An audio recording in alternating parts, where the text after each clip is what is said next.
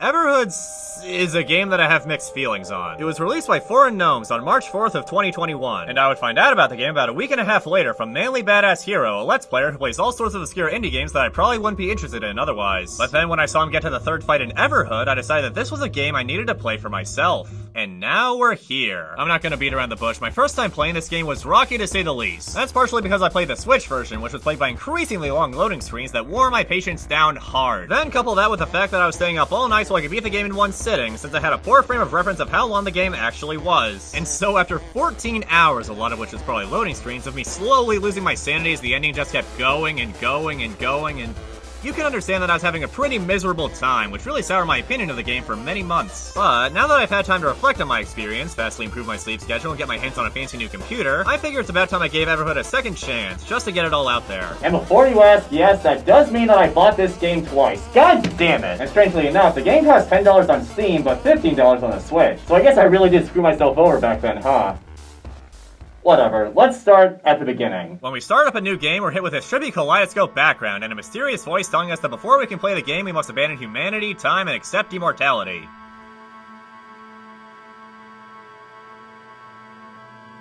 Okay. Yeah, in case you couldn't tell from the subtitle, Everhood is, like, really deep, man. It touches on topics of death, philosophy, Buddha appears a few times, I think, and absolute truth, all courtesy of the disembodied voice here. Yeah, it really makes you think, doesn't it? After we abandon humanity, time, and accept immortality, the game begins, showing the player character Red, a wooden doll that's been taken apart. And then somebody shows up, steals one of our arms, and then runs off with it. This sucks. This sucks more than anything that has ever sucked before. We must find this butthole who stole our arm. So we put ourselves back together and we can finally move around. You can walk in all 8 directions and you can run by double tapping one direction, which is very clunky. Because once you start running, you're locked into running in that direction, so you have to constantly be double tapping the arrow keys every time you want to turn. And it feels especially strange on a controller, since the control stick is a bit more fine than a keyboard, so the rigid motions feel even more unnatural. It's so odd. Why do you have to double tap the direction to run? The only other game I know of that does running like that is the Kirby series, which mainly consists of 2D side-scrollers, so it's fine. But for a top-down game like Everhood, it feels incredibly janky since movement is a bit more complex than just going left or right. Like, was it too hard to just implement a run button? Every top-down game I've ever played that included running as a feature had it mapped to a button. Like, come on, the thief didn't steal your leg, what's wrong with you? And no, you really don't get used to using the run feature, instead you just kinda get used to not using it, if that makes sense. Anyway, after clumsily chasing after the thief, we run into this banjo-playing frog character and we enter the game's very first battle. Battles in this game put you on this 5-lane track with notes traveling down each lane in tune with the music. You take damage if they hit you and you can jump or move to a different lane to avoid them. You only have 3 HP on most difficulty settings, but if you avoid getting hit for long enough, then it'll regenerate on its own to keep the pace going, with the battle ending naturally after enough time has passed. You're allowed to change the difficulty at any time you want, except in the middle of a battle. Normal, hard, and expert all give you 3 HP and take less time to regenerate life the lower you go. Easy gives you 4 HP and reduces the regeneration cooldown even further, and lastly, story mode gives you 7 HP, even less cooldown, and even alters some enemy attack patterns to make them easier to dodge. And don't worry, the game doesn't judge you for using a lower difficulty, which I appreciate. I hate it when games pull that shit. This first fight is a little weird, since the majority of notes you'll see in the game only span a single lane, yet this one starts you off with wide notes right off the bat, which feels off. Like, you think they would have introduced those a little later, so we can learn moving and jumping at the same time instead of just jumping first. After the fight, Frog decides to let us pass and activates the nearby save point for our convenience, which gives us access to 3 save slots. Now, Everhood is a game with multiple endings and various points of no return, so it is very important that you use those extra slots. Do not be a dumbass like me my first playthrough and only use the first one. Once we're done saving, we tail the thief to the nightclub. Dang, I'm surprised we were able to catch up considering we were just in a 2-minute long battle. Why the heck was the thief just sort of watching us? You okay? When we try to go in the nightclub, we're stopped by the bouncer who says we need 20 schmuckles to enter. So we try to withdraw the schmucks from our account, but then the ATM machine comes alive and attacks us. I hate it when that happens. This fight is really cool. Up until this point, the game was entirely 2D, but the ATM machine is 3D, which looks real wicked. And the way the machine just sort of convulses and jerks around gives the fight this crazy manic energy. The game does a lot of cool things with mixing 2D and 3D, like with the battle UI, where even though the characters in background are 2D, the notes fly at you in 3D space. It reminds me a lot of games from the PlayStation era, like Tomba. Remember Tomba? Hey, wait a second, I know that sound effect. Of course, Flowey, and that face. Ha! We've come full circle. Give me my schmucks, you schmuck. Thank you. Once we enter the nightclub, we're blocked by another guard who won't let us through without a VIP ticket, as indicated by the sign. So we head to the dance floor, where we can talk to a whole bunch of different characters like Rasta Beast, Barbot, the Dark Souls protagonist after getting ghosts and goblins, this lad's name keeps changing, Nose, Farachu, okay, that's a pretty good pun, and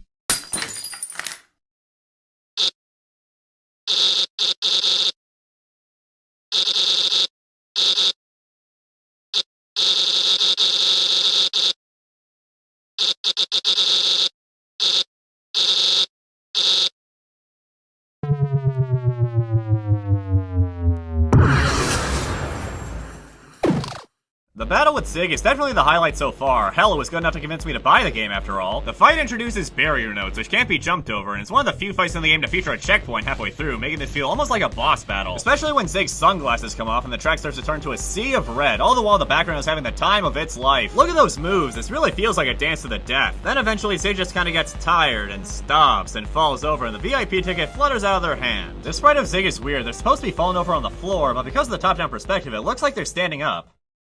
You okay, buddy? Had a bit too much to drink? The shelves were empty, I saw it. Oh yeah, and to avoid future confusion, I should probably clarify that every character in the game is genderless for story reasons. You know, because they had to abandon humanity, time, and accept immortality and whatnot. So all those guys and gals are actually pies and pals, if you know what I'm saying. Okay, so we get the ticket, feed the guard, save the game, do the puzzle, and we finally catch up with a thief named Blue, who is in the presence of Goldpig, the one who hired them to steal our arm. And to reward us for our determination in getting this far, Goldpig throws us out into the incinerator to meet our demise, as this is one of the very few times in the game where you can take damage in the overworld. Then when we inevitably die, a strange battle occurs and we're sent to this place without any eyes. And then as we're walking along the path, this happens.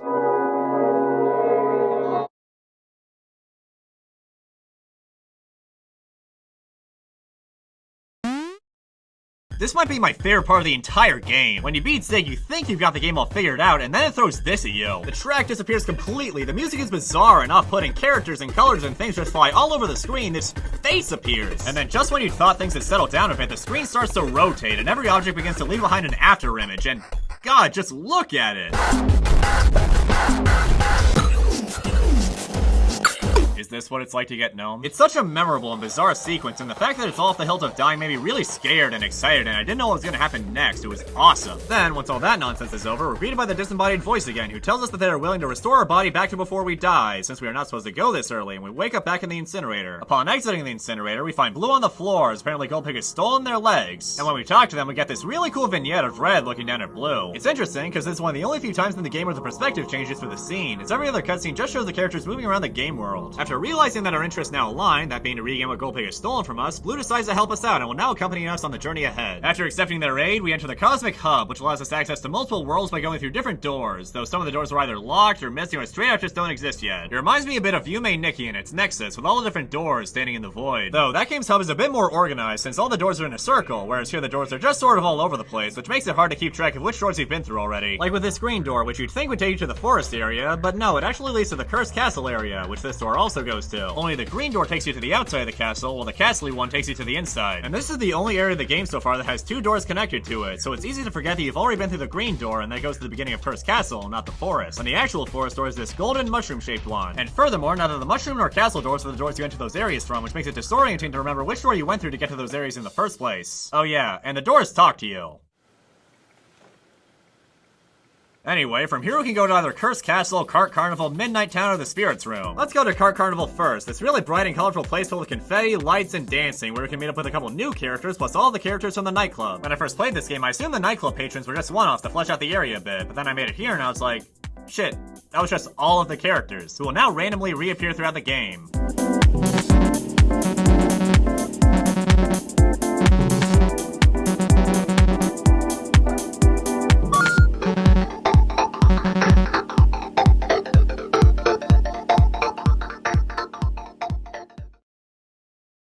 Oh, I'm into this. It's always really cool when they mix up the battle UI to make little mini-games like this. Hey, yo, Mike, why do you want all these fire hydrants? Hey, just put them in the middle of the road. I'm not about to lose my other arm in a car crash. Let's get out of here.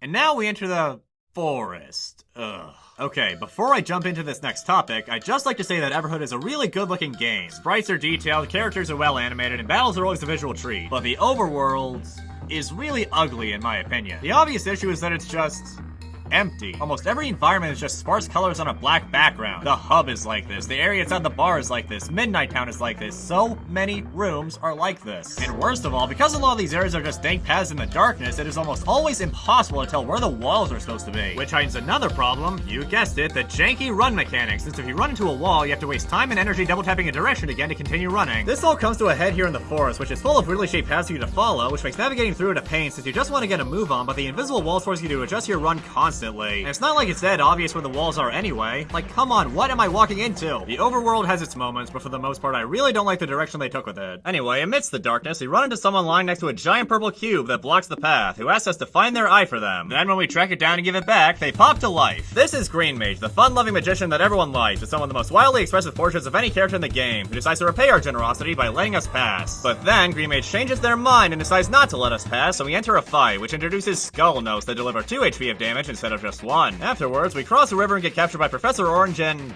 Grundle. Grundle? Is that a word? I'm gonna look that up.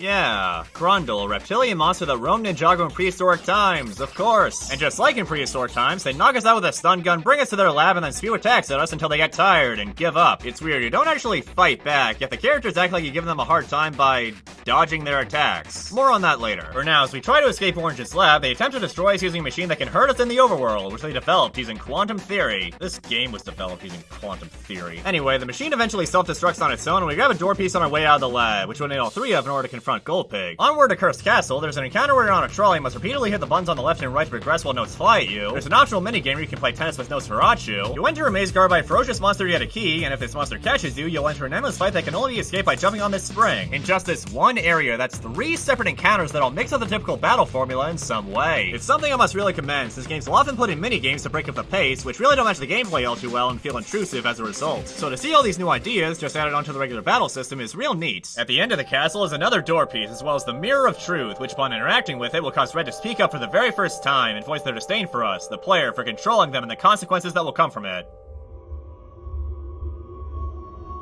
This place sucks. Let's go party in Midnight Town. Yeah, everyone's here! Green Mage, how's it going? Zig, my favorite very important pal! Rasta Beast!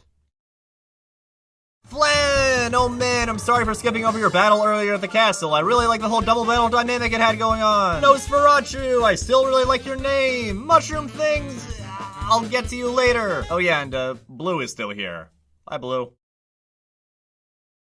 Ah man, I'm so down for a nice relaxing roleplay sesh with all my buddies, and in exchange I'll get a door piece. As you can probably guess from my subtle description, the majority of the Midnight Town segment is within this friendly little game, where you, the hero, go on a quest to stop the evil wizard. For only you can wield the sword that deflects red attacks, much like how only Link can wield the sword that kills Ganon. As the name entails, the sword allows us to send red attacks back at the enemy to deplete their health, turning the combat into more of a two-sided battle as opposed to the enemy just overexerting themselves and letting us pass. Some of the enemies you face include a Goblin Thief, Rasta Beast for a friendly sparring match, and...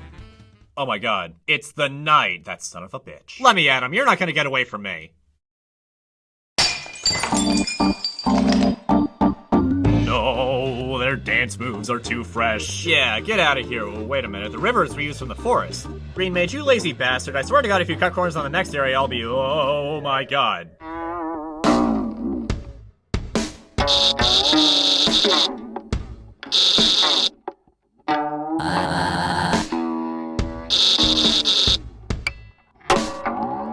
There's a pretty funny encounter here where we run into Flan piloting their giant robot and beating the crap out of Zig before deciding to turn the beating towards us instead. Then after the fight, wait a minute, is Zig standing up or lying down? It's the same space before, just rotated 90 degrees. Regardless, we reach the tower, fight the evil wizard, which is actually just Green Mage, and the game comes to a close. The tabletop game, I mean. We've still got a ways to go with Everhood. Speaking of which, we finally have all 3 door pieces, so let's put them together and go through... whoa... well, this place is fast. After some time walking, we eventually meet up with Rasta Beast and sit around a campfire. And while they have us, they tell us that what we're trying to do may lead to more torment, and more questions than answers, and something horrible might happen. Then they go to sleep. That's when Blue confides in us that they don't actually know what's going on, and can't remember what we're trying to do, even going so far as to say that it feels like everyone is speaking in riddles. Okay, yeah, given that cryptic bullshit that Rasta Beast just said, I agree completely. Why the hell are you guys being so weirdly unspecific and mysterious? If you were all just direct and honest, then I think the suffering you're worried about would be avoided regardless. When we finally finally reach Goldpig's hideout, we're stopped by Purple Mage, who summons 2 lost souls to defeat us, Rob Zombie and Zob Rombi. Aw yeah. Zob's fight introduces wavy notes, which move between lanes, and Rob specializes in skull attacks. Then, Purple Mage faces us, and they have this unique gimmick where getting hit sends you back in time, thus making the fight take longer the more you get hit. It also introduces full wide notes, which span the entire track and must be jumped over. After that, it's finally time to confront Goldpig, who actually isn't all that tough, which is strange for something that's been built up as the final battle of the game. At least, that's what I thought during my first playthrough. Oh boy, imagine how I felt later. After the fight, Goldpig gives Blue back their legs, us back our arm, and the credits begin to roll. So what did I think upon revisit? It kinda sucked. It needed way more zig, honestly. But in all seriousness, this is not the end. There's a credits fake out and Frog appears again to teach us how to use our new arm. Okay, so see if you can follow along. Getting your arm back gives you the ability to deflect attacks back to the enemy, similar to how it worked in the roleplay sesh. First you have to press the button while a note is near, then press it again when another one is near, and finally press it a third time to fire it at the enemy. But the 2 notes you absorb have to be the same color, because absorbing 2 different colors will just replace the one you're holding. But you also can only absorb white notes as opposed to black notes, which you can't absorb, and also if there's a barrier note or 2 regular notes in the way, then your shot will be blocked and won't do any damage. And also, if you take damage yourself, you'll lose your charge and you won't be able to absorb notes again until your invincibility is over. So you have to absorb the attacks while in harm's way, and make sure they're the right ones, and make sure not to get hit, and make sure there's nothing in the way, and then congratulations.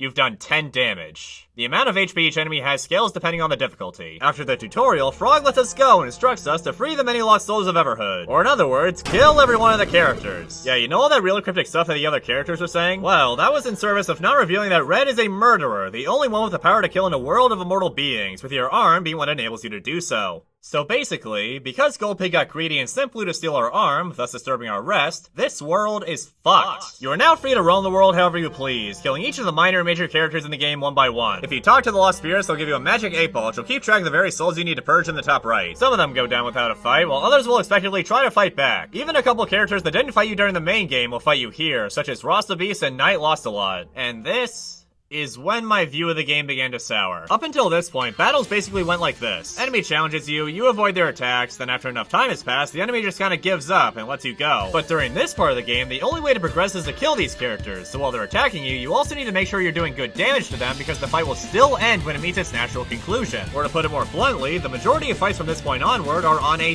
time limit. And as you'd expect, when you retry the fight, the enemy will now have all their health back, which doesn't even make any sense. If literally everyone has the stamina to redo these battles again and again and again, then why the hell were we able to win any fights during the first part of the game? What, was everyone just lazy? Whenever you finish a fight in the early game, the enemy stops because they get, like, tired, and say stuff like, oh man, I'm tired. But then when you finish a fight during this part, they're raring to go, with infinite energy it seems. Wouldn't it make more sense if you could sneak attack them while their guard is down after the battle ends? Or maybe if damage was remembered between battles, so it's like you're slowly wearing them down? No one likes having to redo stuff just because the clock ran out. And because of how complicated it is to fire one shot, the late game sections where you don't have to fight back end up being a lot more fun by comparison, because it's easier to focus on the fight when you're not expected to multitask. Having to absorb these attacks while avoiding them at the same time is like trying to do math while driving. That would, it would save a lot of gasoline, actually, and, you know, I could, A lot of this could be solved if the song simply looped instead of ending naturally, which will allow you to take your time a lot more and not have to rush through each fight. And thankfully, there are actually a few encounters in the game that do this, though it's mostly reserved for surprise encounters where you can't exactly meet the character in the overworld. For example, when we fight Flan and Muck, we end up killing Muck first, which gets Flan really pissed at us and they turn into a huge monster. Obviously, this has no overworld equivalent, so it loops. Or when we're in the Curse Castle stairway and we're randomly asked if we want to stop killing, and no matter what we choose, the little glove cursor from the option select comes alive and attacks us. And then when we kill it, it gets replaced in the menus by Red's hand, which is really cool and eerie. There's another cool encounter with the trolley where normally there is no opponent, that is until you land the first hit, and it's revealed there's actually a spirit haunting it, which is why it seemed like nothing was attacking us before. Then there's Green Mage, who's hiding out back in Midnight Town and has put a lock on the door there, so we have to go through the back door after dealing with the gnomes again and then surviving Rasta Beats when we arrive. Green Mage doesn't pull any punches. You've got black notes, skull notes, barrier notes, wide notes, wavy notes, they even mix some lightning into their attacks. And the best part is that even though they could have easily just had the fight end when it reached its natural conclusion, it keeps going anyway, like a true duel where the winner is the one who isn't dead. It's so exciting, so fun, so engaging, and I feel like that's only because it allows you to take your time. If it were like all the other normal fights, it would be just worse. The whole crux of the first part of the game was that it was a war of attrition, with the goal being to outlast the enemy, and I just can't understand why they would try to abandon that. Plus, being able to end battles early also comes with a bit of a curse, since it means having the battle end before hearing the entirety of the song. I think it goes without saying that Everhood has an amazing soundtrack. Tracks like Ghostly Affairs, Endless Parade, Powers of Destruction, and so many more are all incredible, whether they be foot tapping, heart pounding, smile inducing, shivers giving, or just an absolute blast.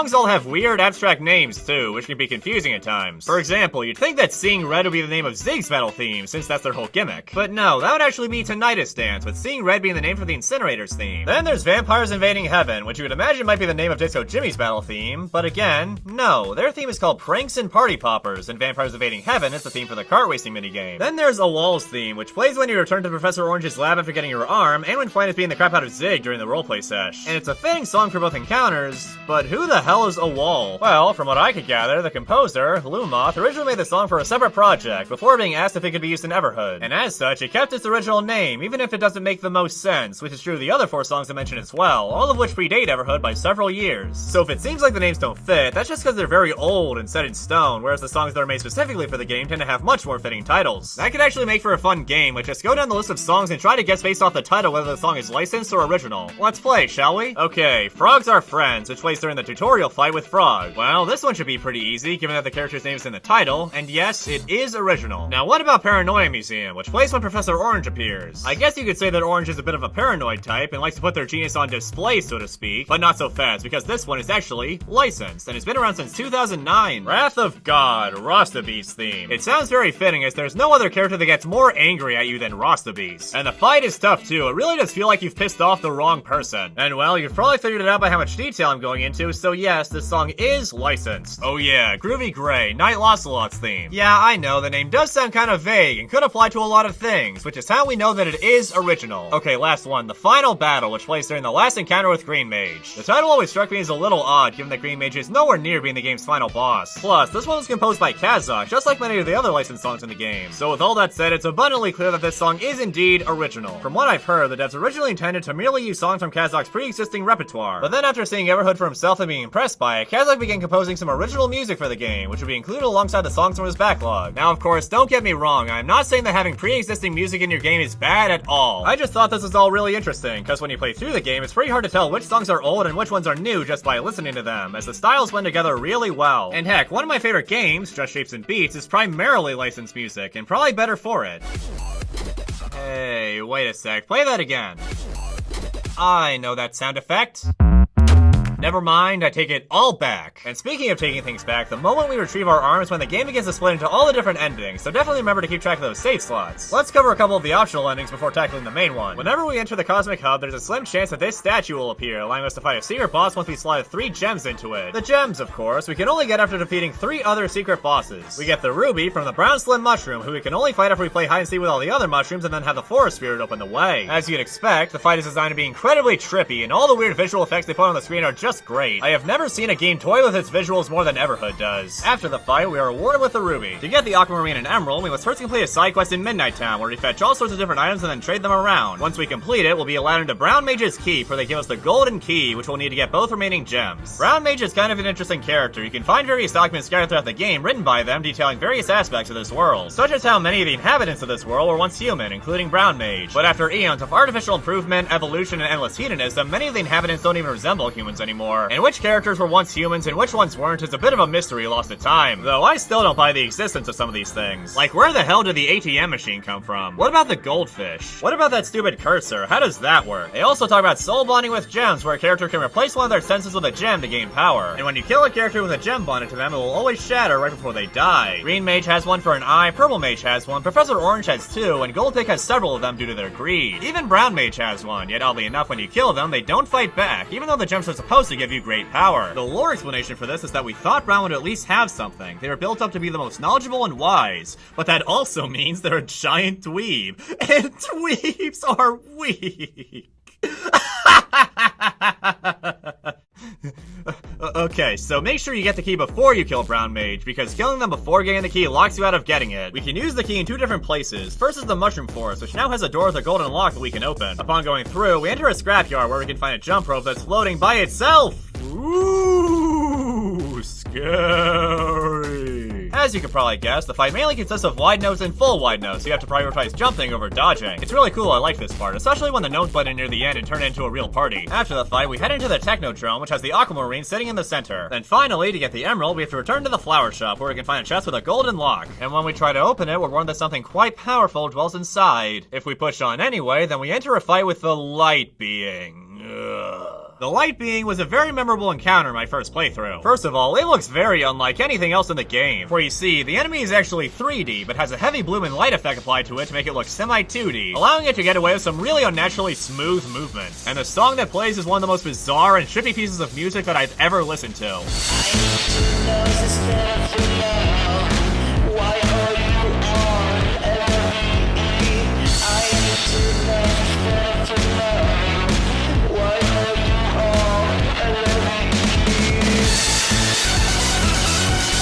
Out of all the secret bosses, this was the only one that I discovered during my first playthrough. So compared to most of the required fights, the light being was like a freaking juggernaut spike in difficulty. I have vivid memories of lying sideways on the carpet of my grandparents' basement with a switch hooked up to a wall charge that it wasn't long enough to reach the couch I was asleep on while I was fighting this thing. Even now just talking about it, I can remember the smell of sawdust. You can actually complete all 3 of these fights before getting your arm back. The fetch quest requires you to get batteries, which you obtain halfway through the path to Goldface hideout. So on my first playthrough, I decided to go ahead and backtrack to Midnight Town to get the key and fight the light being. And I really ended up regretting this because unlike the other 2 fights, this thing doesn't give you the emerald if you don't kill it. Instead, it'll just vanish and take the emerald with it. It can reappear in the movie theater at Car Carnival if you fail to fight, but before I found that out, I had already beaten the game and gotten the normal ending. And in case you didn't know, if you try to select a save file where you got that ending, this happens.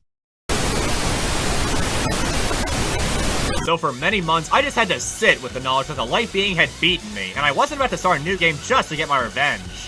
Until now. The battle with the light being is surprisingly straightforward. You aren't assaulted by colors, there aren't any crazy effects, and the screen doesn't bend or anything, but it's still fast and incredibly tough. Compared to the last 2 secret bosses, it's not even a contest. The light being is way more difficult. And it only gets more intense when it starts flipping out and firing a barrage of notes in every lane. There's barely a single spot to stay still without hugging one of the walls, and the margin you have to jump between notes is very slim. And if you're trying to kill it, well, get ready for this. As you may remember, you have to kill the enemy before the time is up for it to count, or else you'll have made no progress. And nowhere else is that more egregious than it is here. Other fights, you can reasonably kill the enemy before the fight ends without much trouble. But here, it is really easy to run out the clock, and it's all because of these sections where the thing starts flipping out. Because so many notes are being spammed at once, trying to fire through them will result in failure. And the barrage is so heavy that you're expected to hide away from the notes for most of the section, thus giving you fewer chances to fight back. And it also doesn't help that it has just enough health that felling it is something you have to really work for. And it's not impossible for you to survive the whole fight while it just barely hangs on with a sliver of health. And every time you die and restart the fight, you have to wait 15 seconds for the light being to start attacking you, which can really wear on your patience. And because the fight can get graphically intense, it started causing my computer to slow down, which heightened all the previous issues, and I'm pretty sure that attacking it actually caused the lag to get worse. Dude, why don't you just lower the difficulty? Why don't I just turn off the computer while I'm at it? Spoiler alert, I already know what the secret boss is. It's the developers, Jordi Roca and Chris Nordgren, and you get an ending for killing them. But I don't care about them. This is the one I care about. I have unfinished business with this thing. All of the problems stem from the fact that you have to kill it to get the emerald. The other 2 bosses aren't like that. You can do those pacifist style and still get the gems. So what makes the light being so special? Well, it could be because the DevGnomes boss fight is a looping fight and will go on forever. So they must not have wanted you to be able to challenge it before getting your arm back, because then there'd be no way to win. Ergo, to get one of the gems, you should have your arm so you can kill the enemy guarding it, right? Wrong. Because even though you don't have to fight the jump rope to beat it, you still need your arm to collect the aquamarine, since you can't enter the Technodrome without it. Which means the light being could have just dropped the emerald normally and everything would have still been fine. It doesn't matter. I'm beating this thing now. I gave up and lowered the difficulty the first time just so I could survive, but now I refuse. No matter how long it takes, no matter how many times I have to retry, you are going down no matter what. You son of a bitch, you're not getting away this time. Alright, good. Crap. Okay, we still got this. Wait, crap. No.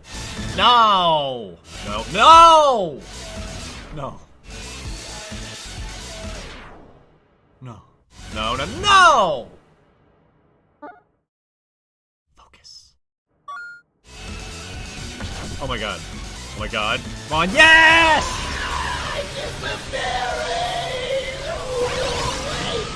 Go back to the ozone layer.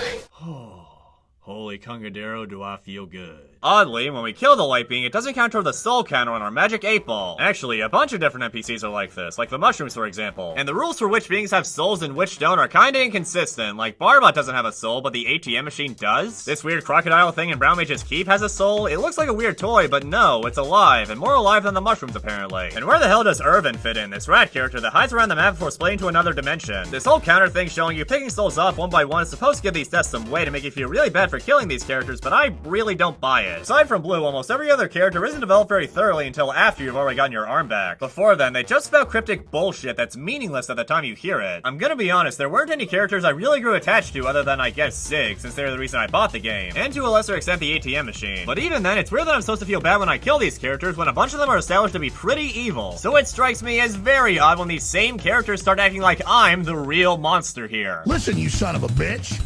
What the fuck's your problem? You want to sit here and say that I'm a goddamn fucking You get in my face with that, I'll beat your goddamn ass, you son of a bitch. You piece of shit. You fucking goddamn fucker. Listen, fuckhead. You have fucking crossed the line. Get that through your goddamn fucking head. Stop pushing your shit. You're the people that have fucked this country over and gang raped the shit out of it and lost an election. So stop shooting your mouth off claiming I'm the enemy. You got that, you goddamn son of a... Though there was one entity that actually did give me some chills upon killing them.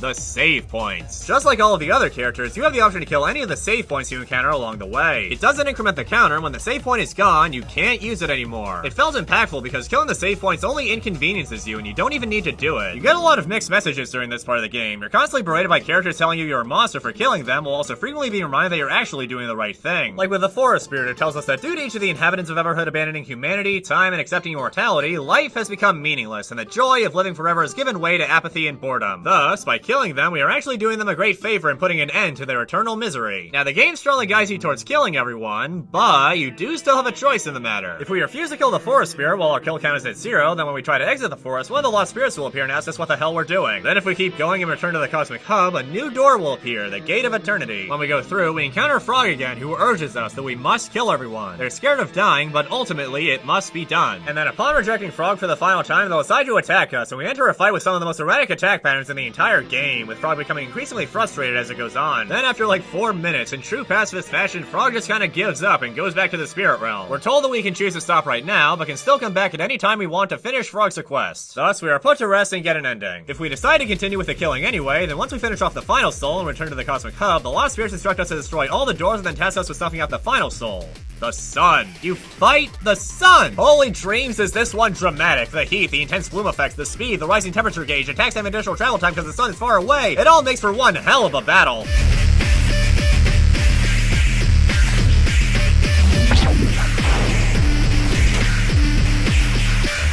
Everhood is a hard game to pin down because every time you complete a fight that feels like it could be the final one, it just keeps going. It never ends. As once the final shining star has been extinguished, we're immediately brought to another battle where things start to get quite colorful.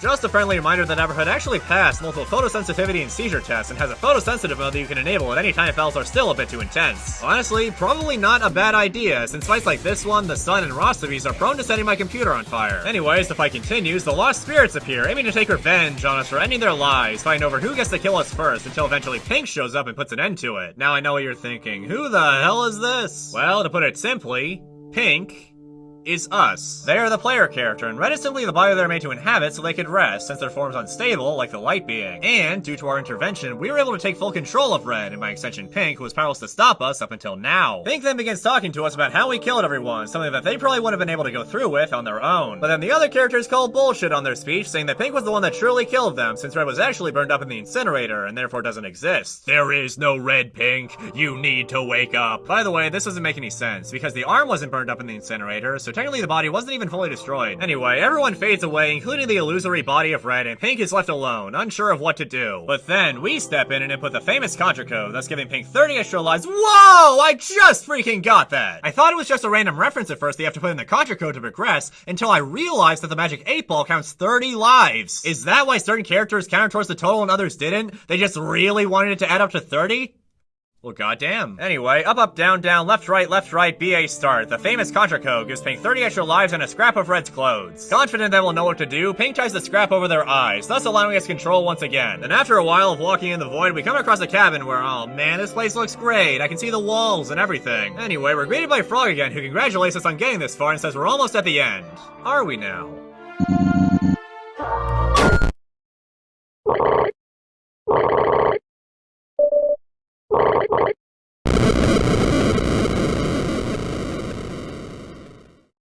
dick. Then we enter the void, where the other characters periodically appear so they can tell us more backstory. Like that Green Mage threw their eye away in the mushroom forest on purpose because they're going nuts from boredom. Or that Red, us, is an alter ego of Pink that has killed before. And that Red's body was actually created by Professor Orange so that Pink could inhabit it and be put to rest to keep everyone safe. And then as Pink slept, Orange would work on finding a more permanent solution. Okay, so let me get this straight. We only had the ability to kill after we got our arm back, right? We can't kill if we don't have it. So, and this might sound crazy, but why not just hide the arm somewhere? Forever. We're very docile without it. Why not put it in the Technodrome, since you can't get inside without using your arm to open the door? Or better yet, throw it in the incinerator. Problem solved, Orange, you idiots. Why the hell did you make Pink a body that they could theoretically use to kill anyway? Why not make it with only one arm by default? Or maybe make it horribly deformed so that it can't walk or defend itself? And if I'm not mistaken, wasn't Purple Mage able to bring people back to life? If you guys wanted to mend the damages from Red's killing spree, you could have done so easily. Get them some robot bodies, it's not impossible. There were so many ways you could have accomplished your goals that I fail to see how your deaths are my fault. Whatever, after listening to everyone and allowing ourselves to sink into the void, we enter the almost final battle, and it's Pink. And as the fight plays out, we're treated to one of the most powerful tracks in the entire game, Euthanasia Rollercoaster. The game has tons of great sounding tracks, but the emotion of this one, man, it is something else. It really is a roller coaster. It starts off surprisingly happy with this upbeat chiptune and these drums pounding in the background, but then as the song goes on, it goes through so many crazy waves and directions that play with your heart. Suddenly, the carefree feeling that was present at the beginning falls to the wayside, and the weightiness and importance of what's going on comes full front and center. And then when everything starts to degrade and fold in on itself, that feeling comes full force and takes over the entire room.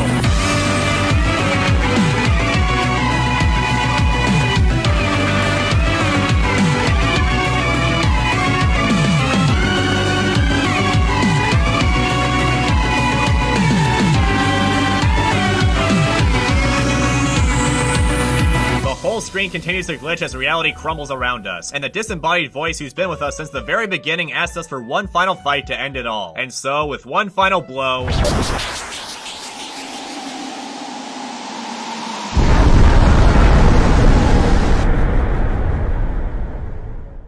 it's over.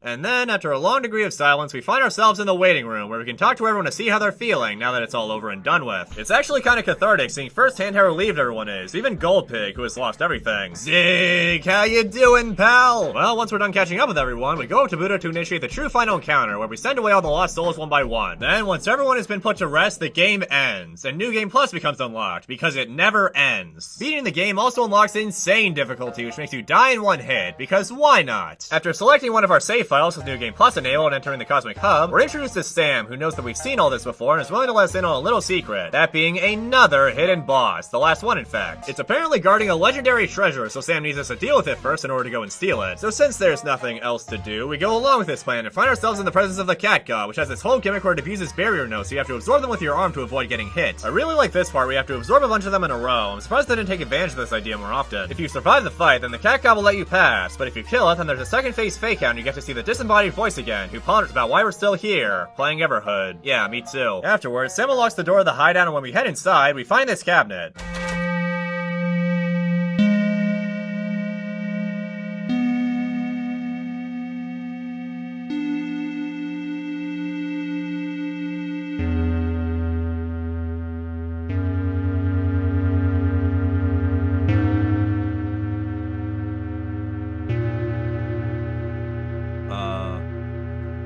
Oh yeah, when we get here, the legendary treasure is revealed to be Super Racket 2, which we decide to play with Sam. Then when they lose, Sam unlocks the back door, sees what's inside, bolts, and then locks us in here. Way uncool. Oh well.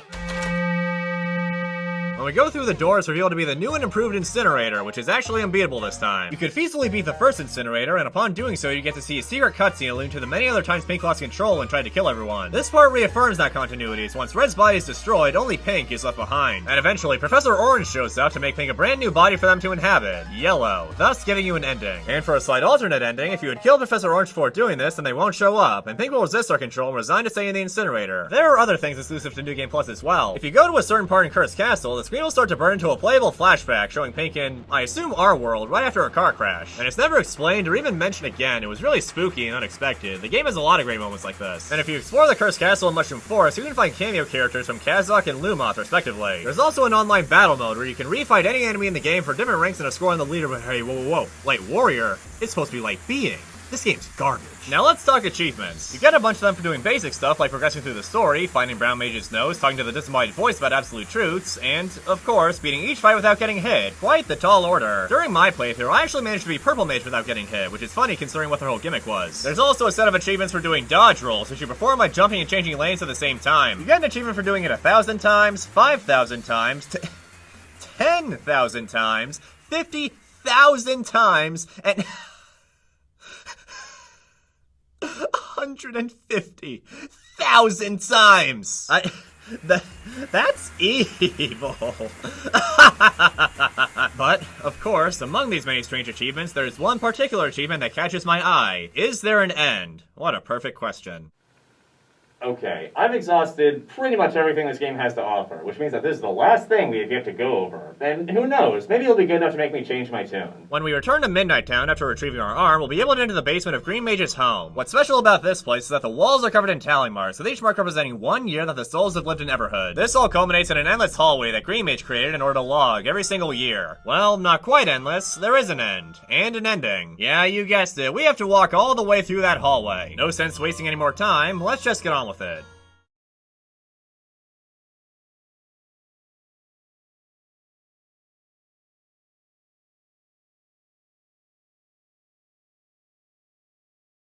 This is gonna take a while.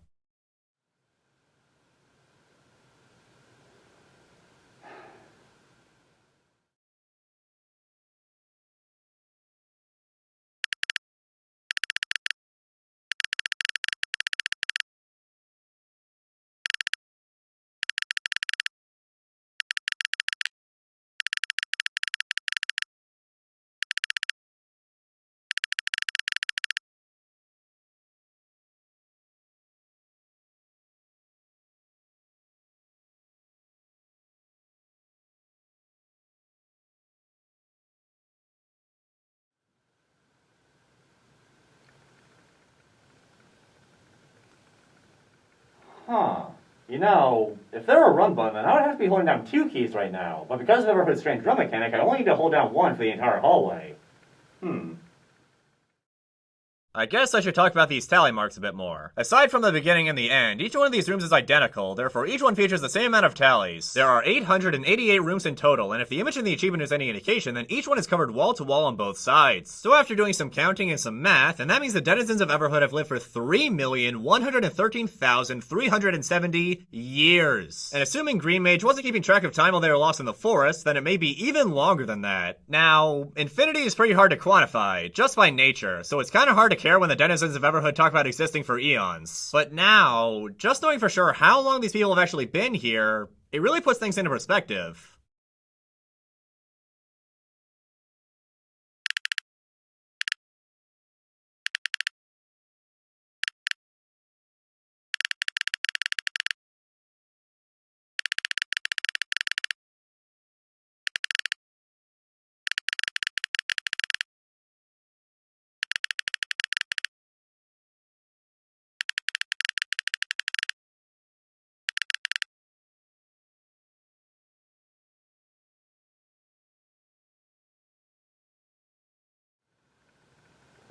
I'm so tired of having to hold this key down. But I guess it can't be helped.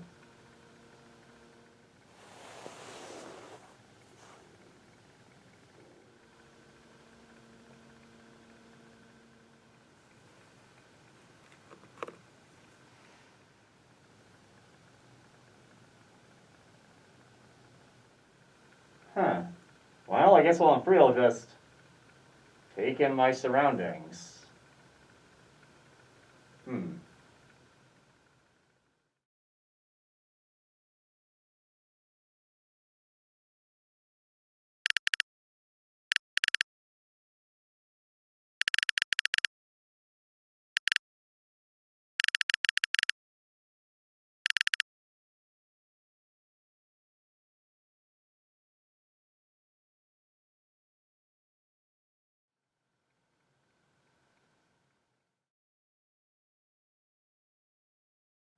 You know, it just occurred to me. Red doesn't have any walking sound effects. In fact, the only time you ever hear footsteps is when you're in Frog's cabin or the Mirror of Truth room. So when you're in the endless hallway, it's just quiet.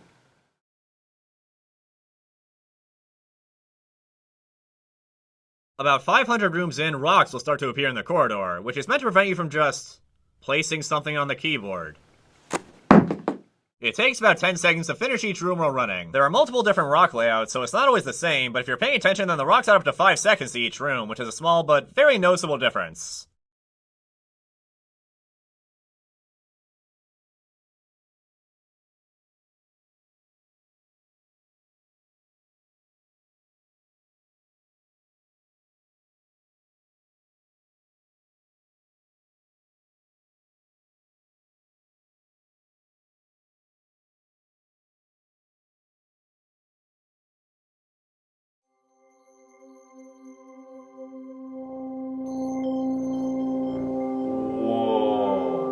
When you arrive at the final room, this is what's waiting for you. After hours of silence and sensory deprivation, the music suddenly comes back and this amazing image takes over the screen. It almost makes me appreciate the rocks a little bit. If you had just been able to go on autopilot for the whole corridor, then you probably would have missed it when the final room appeared. But having to manually maneuver around the rocks ensures that you're paying attention when it happens. And when it does, there's no warning. It just gets shoved in your face and you feel a mix of excitement, relief, and, I don't know, joy?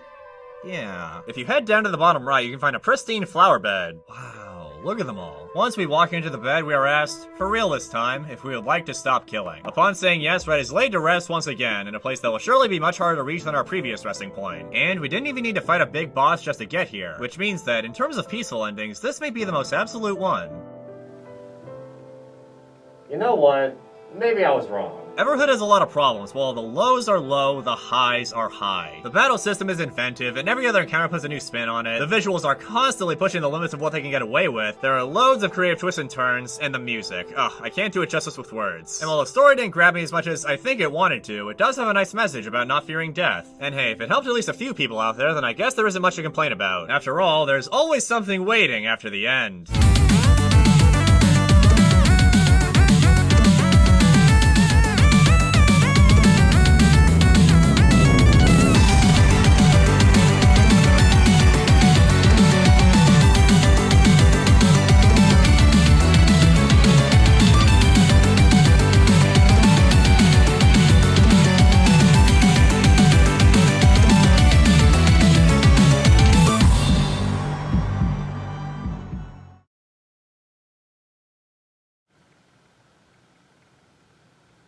You there? Good. So, you gonna free me or what?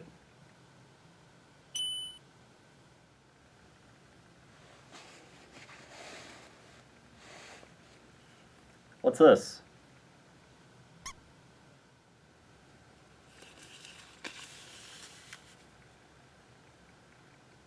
No. No, this can't be real.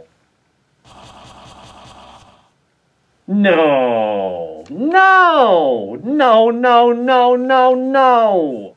No! No! No!